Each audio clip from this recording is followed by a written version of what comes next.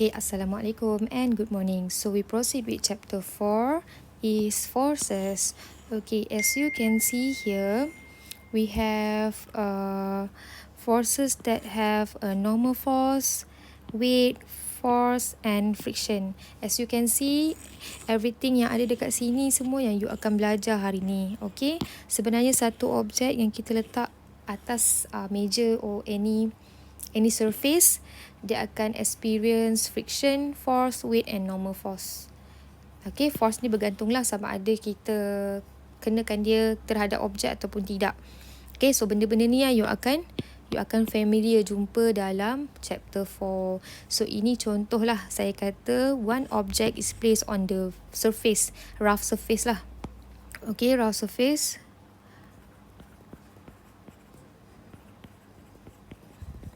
So, bila rough surface, baru dia akan wujud friction kan. Contoh sebelum saya nak perkenalkan pada awak. Okay, so kita cerita sikit lah rough surface. So, dia akan wujud friction. Friction always tentang ataupun menentang motion. Kalau force ke kanan, friction akan ke kiri. So, this is what I've changed in a free body diagram. Free body diagram means that the diagram without body. So, kita hanya kutip force apa yang terlibat. So, as you can see here, ada normal force.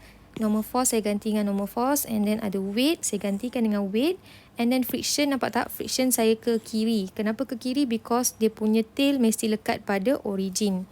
This is we call origin to the center of the body. Okay, so friction akan ke kiri and then force akan ke kanan. Macam itulah.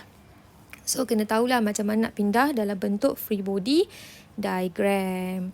Okay, so kita tengok basic of forces and free body diagram. So identify the forces acting on the body in a different situation such as weight, tension, normal, force, friction, external force, pull or push. Okay, so as you know that force is defined as the physical quantity which cause an object to move, stop, change its direction or change its physical form.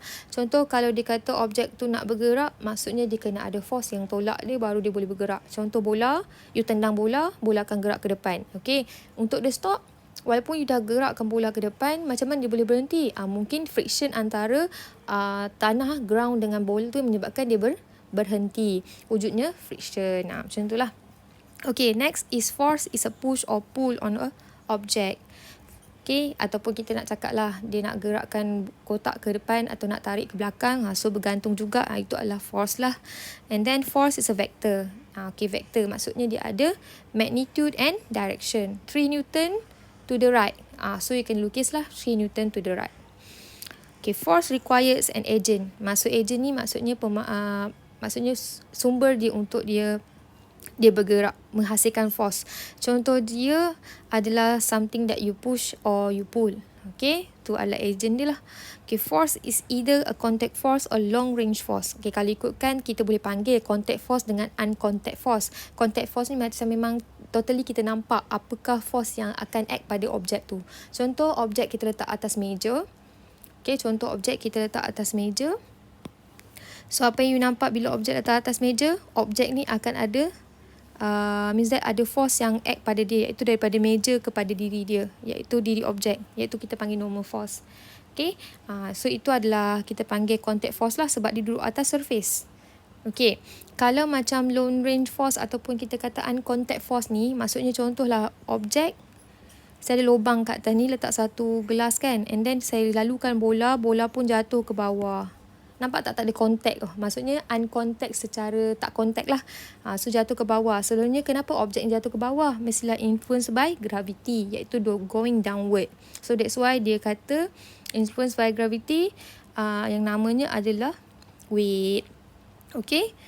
So sebab weight, awak faham kan weight sama dengan apa? Sekejap lagi kita akan tengoklah weight tu apa.